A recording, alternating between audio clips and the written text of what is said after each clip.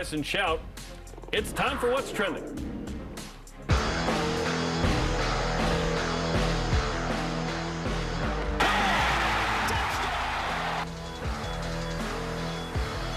Wide opens Rex.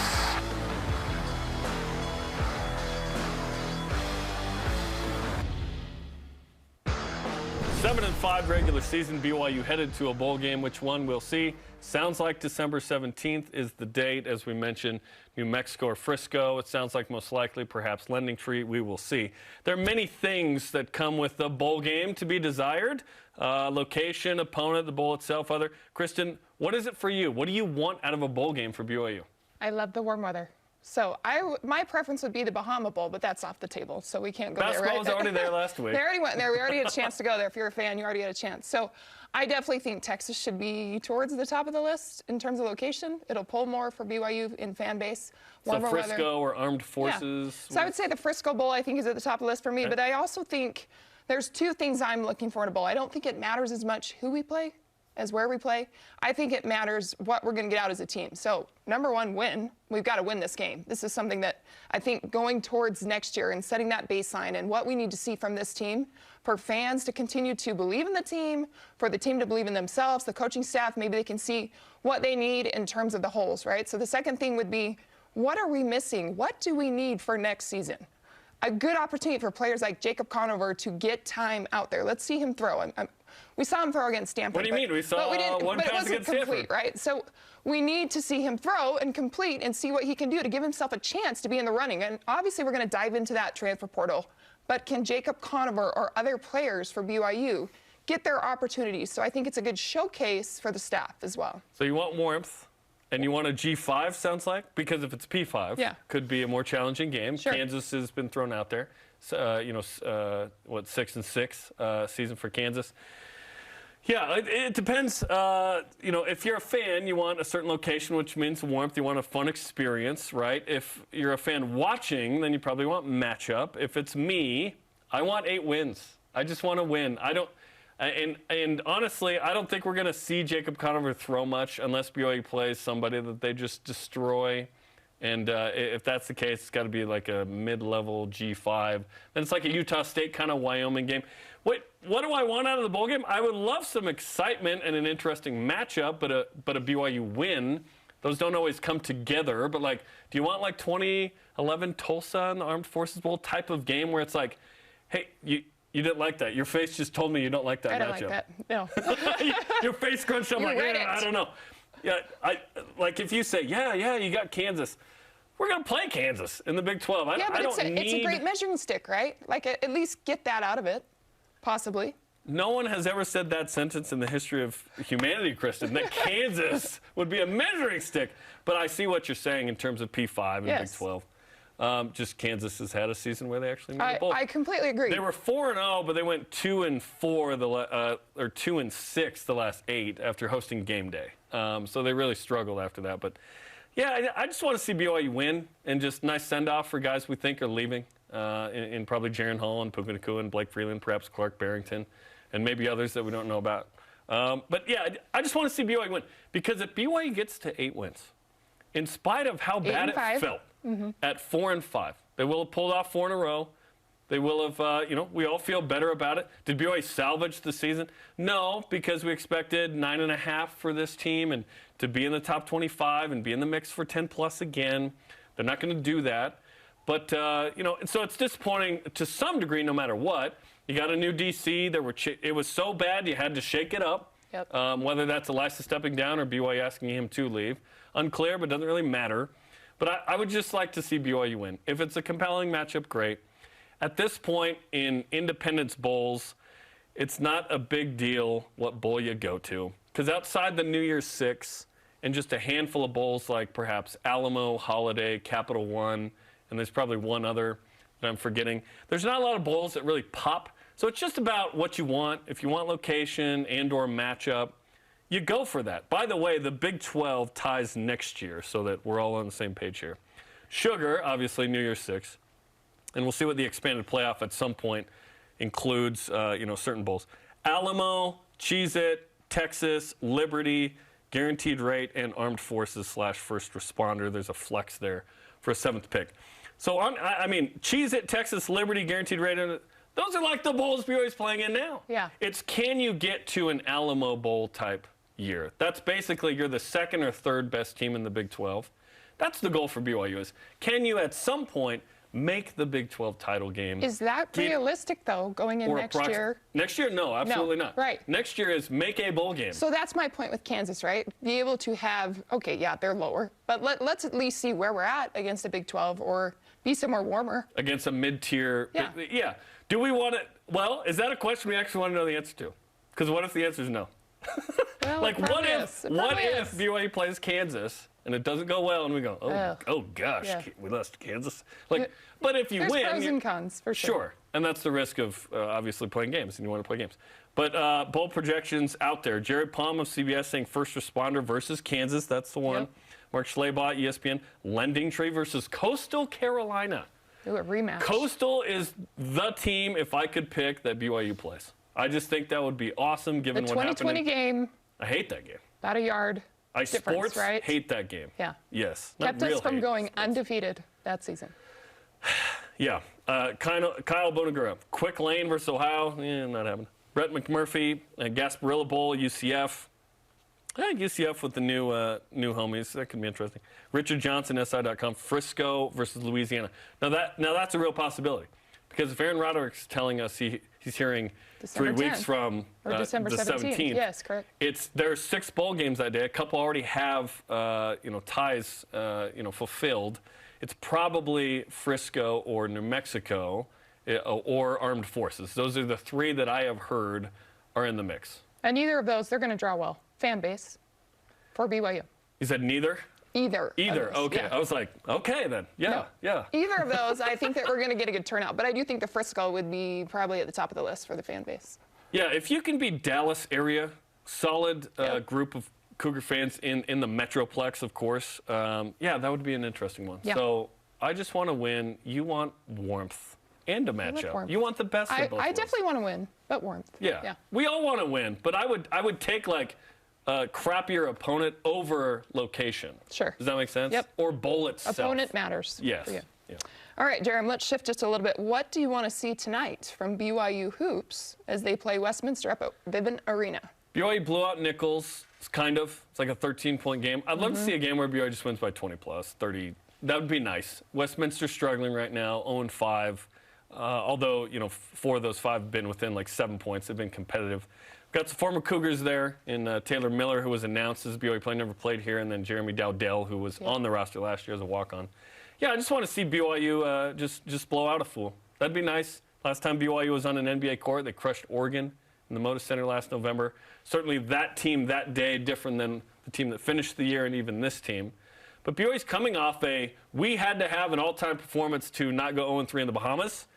But they did have that performance and went down 23 to their discredit, but to their credit, they came fought back and won in OT, which was awesome. Jackson Robinson found his shot. I'm interested to see if Spencer Johnson plays tonight. Was out with a knee injury on Friday. Don't need him tonight. Don't even need him Saturday against South Dakota, the Coyotes' first matchup ever. So I don't know. I just want to see that second unit continue to evolve, which BYU's gone 10 deep, by the way. They have a clear starting 5 and a clear second 5. Well, I agree with you. I think that we definitely need to, but I want to see improvement in certain areas. So we're getting better. We're trending in the right direction in terms of turnovers. That was a huge focus, right, early on. Turnovers. So we're averaging 17 per game. But we've improved the last 3 games, 5 turnovers per game. So we're committing less, 5 less turnovers per game. So I would like to see that I would like to see that they improve that. So we're at 17 a game right now. And then I also want to see, I think, the continued consistency with 3-point shooting. Jackson Robinson, you mentioned him. He's been shooting the 3 ball very well. He was started 4 for 28 in the first 6 games. Yeah, 9 of 18 his last 3. Yeah, so he's shooting at 50% the last 3 games. And Gideon George, I think Gideon George has now elevated his game to kind of be that consistent leader, continue to be that leader. I think he'll have an advantage with his athleticism tonight. Foose is going to have his hands full a little bit. They do have a good big there that's a 20-9 type player. Very fair, yeah. He's awesome. So I think Gideon George will be the player that will step up a little bit. So take care of the ball, shoot the 3 ball well, and Gideon George continue to lead. Yeah, I'm interested to see. Yeah, the consistency is interesting because this team has 4 double-digit scores at the moment. Do you want a guy like? What's your preference as a basketball analyst? Do you want like? Yes, we have that 20-point score and then some good role players, or do you want like 4 or 5 that are in double figs? Because that's what BYU is right now. Well, I don't think you have that. Yeah, on this team, and you won't. You don't have a 20-point score. No, and you won't. The balance will be key for this team. Yeah. And we're seeing that right now. Gideon with 21 to lead the way on Friday. BYU has alternated leading scorer every game. There's not been the same guy. Foose had 21 before. Yeah. Yes, and that was the first time BYU had anybody in 20 the last 2 games. So we'll see what happens. That's coming up tonight, 8 Eastern, pregame on BYU TV and BYU Radio. Let's hear from you and Voice of the Nation. Our question of the day is this. What do you want out of a bowl game for BYU? Jordan Royal on Twitter. Obvious answer is just win, but a bowl win does way more for the program than people think, even if it's not a prestigious bowl. It can boost recruiting, transfer portal, program morale, get some much-needed momentum for the Big 12 gauntlet coming next season. That is an interesting point because last year, in spite of how awesome the regular season was, 10-2, beat Utah State, they both were in the final AP poll. You lose that bowl game to UAB, and it's just a weird, dour feeling in the offseason, despite finishing ranked 19th. That, like, if you told me at the beginning of the season, BYU, despite losing all those guys in the draft, Zach Wilson and Brady Christensen and everybody, they're still going to go 10-3 and finish 19th. I'd go, oh, that was amazing. What we didn't realize was a bowl game lost to a G5 is a sour feeling. Now, let's just prep everybody for this. If BYU loses a bowl game, we got to start to talk like a P5 and act like a P5. Do we not? Do we not? We do. If BYU loses to a G5, all we say is we didn't want to go to that bowl. We didn't want to be there. That's what P5s do, Kristen. They just go, oh. That's an excuse, though. It totally is. And we'll use it if it doesn't go well. Not an excuse. But hopefully, a good reason. Yeah. Hopefully it goes well and BYU wins. And eight wins would feel like BYU somehow did something. Yeah. I'm not sure I quite go there for it, but it's close to that of like, okay, 4-5, not feeling great, ripped off 4 in a row, let's go. It would then feel like 2013 and 14, where BYU won 8 games those years and played tougher schedules, and there they are. Yeah, just finish on a win. All right. BYU basketball faces Westminster tonight at Vivint Arena in Salt Lake City. Join Jarom and Tyler Haws as they kick off the coverage with BYU Sports Nation Game Day at 8 Eastern on BYU TV. And it's Westminster, not Westminster, people. Come on, let's get that right. Coming up after the break, Jeff Hansen of 24/7 Sports has his new defensive coordinator big board. He'll break it down on his debut on the show. This is BYU Sports Nation. When my grandfather started this company in 1947, he couldn't have envisioned what we would ultimately become. We realized that our value to our customers is that we will be there day after day, year after year, doing whatever we need to find solutions to the challenges that they face. We are committed to be honestly better in all that we do, in every opportunity that we have to serve our customers.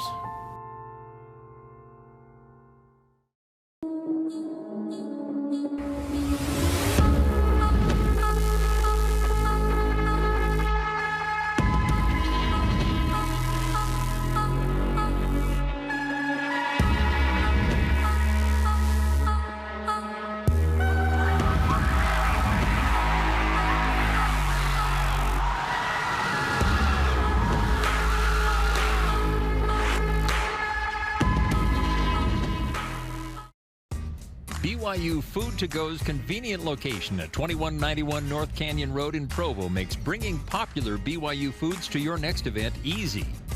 Everything's ready when you need it at the drive and load pickup. You drive in and they load no matter the weather. And stop in the on-site creamery for great BYU chocolate milk and ice cream. BYU Food to Go, bringing campus to your table. Call for details, 801-422-5001. Now I'm living in paradise. Merry Christmas, baby. You sure been good to me. Merry Christmas, everybody. Oh, night. All the way home, I'll be warm. It's Christmas every day of the year. Oh,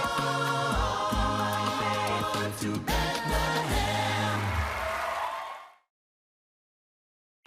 Welcome back to Studio B. Jarom Jordan alongside Kristen Kozlowski on this Tuesday on BYU Sports Nation. Great to have you with us. BYU football in search of a new defensive coordinator. And if you follow him on Twitter, you know that he's got the goods. And we welcome to the program for the first time ever, Jeff Hansen, Ricoto 10 on BYU Sports Nation. Jeff, what's up, man? How you doing, bro? What's up, guys? Hey, happy to be here. For my first time, I wanted to wear a button-up shirt. I wanted to, button it up, do the top button, Jarom, just be a little home. But I got these jowls here on the bottom of my neck. I haven't done a top button-up in, 10 years, so Listen, I couldn't quite get it done. Not every shirt works for you, boy. I've been going less and less to that, element, but it's all good, man. I loved your big board yesterday, 1.0, which means there may be others. So let's talk about it. BYU's Elias Tuiaki has stepped down. BYU's looking for a new DC. First off, I want to ask you, is your preference as a man who covers the Cougars and a fan of BYU, a guy that has already called plays before and been a DC, or is it a position coach that Kalani can mold into that? For me, it's really neither. I want a guy who's going to recruit. I mean, that really is the biggest thing. And I think we've seen it, right? We've seen the depth of BYU in the last couple of years with injuries and things like that there's been a lot of guys who have played, but we've seen the performance drop off as BYU has to go further into that depth chart, which is to be expected. I want a guy who's going to be relentless in their efforts to improve the depth of that depth chart, right? Moving beyond recruiting, I think going into the Big 12, previous play calling experience is pretty darn important. Maybe 5 years ago when BYU is an independent team and they kind of know what to expect year to year, you take a flyer and you let somebody learn that aspect of a coordinator job kind of on the fly. But I think going into the Power 5 world, BYU needs that existing experience, somebody who can step in and kind of hit the ground running. I feel the same way. I love that experience. You can't walk in and be like, what's going on? Although if BYU hires a position coach to do it, they feel he's ready. Okay, let's talk about the big board you put out on 24/7 Sports as you cover BYU there. Who's at the top of the list, and who do you think's really in the mix here? Yeah, man, for me, it's Derek Odom, and he's outside of the BYU box. A lot of BYU fans may not know who he is. He played at Utah. He's coached with Kalani at Utah and at Oregon State. He's currently the San Jose State defensive coordinator. If you look at just the raw stats of San Jose State, they're a good defense. I think they're top 30, top 40 in both total defense, scoring defense. SP Plus has them right in that range as well. That may not blow your socks off, being a top 40 defense. San Jose State's a really difficult place to win games. They're not the biggest program in their conference, and they are in an area that while there's a lot of recruiting talent, there's every school in the country that's recruiting that area, right? So it's really difficult for them to win and to win consistently. If you look at where San Jose State was in 2016 when Coach Odom took over the job, they were bad. I mean, they were bad. And for him to consistently get the results that he's got over the last 3 or 4 years at San Jose State, man, that's really impressive to me. And I think that with better resources, better access to talent, Coach Odom, man, I mean, I think the sky's the limit for him. He's right at the top of my list. Well, Jeff, another name that was on your list that stuck out to me, a familiar name, in Jason Kafusi, one that is working with the defensive line in Arizona. What other boxes would he check as maybe a positional coach coming in for BYU? Yeah, Jason Kafusi. I mean, first he checks the Kafusi box, right? I mean, that's an important box for BYU. So he checks the Kafusi box, but that dude recruits, man. I mean, he recruits as hard as anybody in the West, anybody in the Pac-12 right now. Jason Kafusi, he grinds. And so I think that mentality is going to be very important in the Big 12. If you think back to when Bronco Mendenhall left BYU, went to Virginia, one of the things his coaching staff talked about in Virginia was, holy cow, recruiting's a lot more competitive in this Power 5 world than we thought it was. I think BYU is going to have that same kind of awakening in the next couple of years. And so Jason Kafusi, with all of his experience at Arizona, at UCLA, at Utah, I think he knows what to do on the recruiting trail, and he would bring that effort. He's connected to just about every state, every high school, everybody. He would do really well. If you're gonna say that the play calling isn't your most important box, Jason Kafusi is a really good name to look at. Who else is on your list that you put out on 24/7 Sports? Yeah, I really like Frank Maile up at Boise State. He's just done so many good things at Utah State, really. I mean, he's been part of the resurgence of Boise State this year. But at Utah State, he just did a little bit of everything, right? I mean, he started as a position coach. He was a co-defensive coordinator. He ended up being the interim head coach, kind of got a raw deal over there at Utah State when Gary Anderson got the job.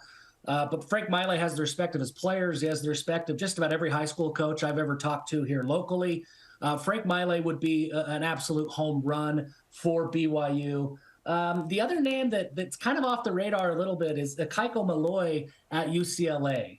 He's just a position coach right now. He's on the the outside linebackers at UCLA. But he was the defensive coordinator at Washington a couple of years ago. Actually, I think just last year was his last year at Washington. And he led some pretty darn good defenses for the Huskies. He was not retained by their new coaching staff, which happens, right? I mean, a new coaching staff comes in and new head coach comes in and brings in his own guys. So Malloy kind of got the short end of the stick. And even though he had performed, he was out of a job. He's a proven coordinator. He's connected. He's also familiar with Utah State. He coached Utah State early in his career, so he knows the local recruiting areas. Ikaika Malloy, he'd be really, really good. I really like him as kind of a name that not very many people are talking about, but there's connections there with Kalani Sitake and this coaching staff. Another familiar name that I wanted to point out, I think BYU fans know Kelly Papinga, who's up at Boise State, and you mentioned him on your list as well. He worked with Fred Warner, Kyle Van Noy, has some great ties to BYU. Is it important for BYU to find someone with ties to the school or just start fresh, somebody outside the box? That's a really good question. And I think if this were a head coach, absolutely you want to have those ties. That institutional knowledge of BYU is a very, very important aspect for a coach. I think at the coordinator level, as long as Kalani is there and he kind of knows the ins and outs of BYU, it's maybe less important. Still important. But what really holds weight, and the reason why a Kelly Papinga might be there, is coaches hire guys that they trust, right? Coaches hire guys that they know. A lot of people like to say, it's like, oh, you're only hiring your friends. Well, yeah, you hire people that you trust, and if they happen to be your friends, that's what happens, right? And so Kelly Papinga, a lot of people at BYU were going to trust Coach Papinga. Kalani certainly has a relationship, knows Coach Papinga. There would be an element of trust that you already have, right? That's kind of built in on day one if Kelly Papinga were to come in. And I think that would help Kalani, feel comfortable saying, hey, Coach Papinga, take the defense. It's yours. I got to go do other things for this team. That level of trust is important in helping a coach assimilate quickly and helping Kalani get back to his head coaching duties and not defensive coordinator duties.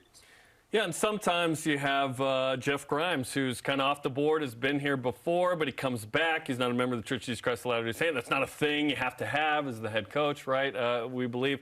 Or you could have familiar names, as Kristen mentioned in Kelly Papinga. You put Justin Enna, former BYU linebacker, was a DC at Utah State. He's at San Diego State. Sean Nua is an interesting name as well. Really high-profile coach at Michigan and now USC. He's been at Navy before. He hasn't been a DC, but he is a rising guy in the ranks as well. I think Cougar fans would enjoy a familiar name with those guys as well, potentially. Yeah, I think so for sure. And Sean Nua, for me, a recruiting guy, Sean Nua, man, he's right at the top of the list as well. It really comes down to, Jarom, kind of like you asked at the beginning, right, is how important is previous play calling experience. And for Coach Nua, being at Michigan, especially where he coached with Doc Brown for so long, Don Brown. Marty! I don't know. I don't know how much play calling experience he has. I think he certainly could figure it out. He certainly could do it. But like I say, I do think that Kalani wants some of that previous experience. So I don't know that Nua's at the top of my list right now. But if Nua were to get this job, BYU fans would love him, and he would do really good things. He might need a year or two to get comfortable, but he would do really good things if he had that time. Along with the list, you also mentioned that BYU should move quickly. Why should they be moving quickly? Aside from the bowl game coming up, why is it so important they find someone sooner rather than later? Yeah, so the early signing period, I believe, is December 18th this year. So that's the high school recruiting, junior college recruiting. Kids can start to sign at that point. But the transfer portal window, that's kind of a new thing this year. It opens up the first week of December where existing players on your existing roster can now enter their names to the transfer portal Right now, the only people who can enter the transfer portal officially are grad transfers, FCS transfers, and then schools that have already lost their head coach. Players from those teams can enter the transfer portal. Once that window opens for everybody, it's going to be like transfer portal bonanza, and people just start going into the portal like crazy. NIL has changed the game. The transfer rules where you're immediately eligible once, that's changed the game. And so for BYU, not only do you have to recruit the high school ranks, you've got to recruit your current roster as well. So far, the Cougars have been pretty lucky in the transfer portal world that they haven't been impacted by transfers out so much. Everybody else in the country is, fighting to keep their rosters intact every December. And I think this year, BYU is going to have to fight a little bit harder than they've had to. And they're going to want a defensive coordinator and a coaching staff as close to fully staffed as they can get to help them with that fight. Amen. You got to do it in the next, honestly, like 2 weeks. That way you give yourself a week defensively to say, hey, yeah, sign here. I'm the guy. If I'm a high school player, I don't know who the DC is. I want to know who that guy is.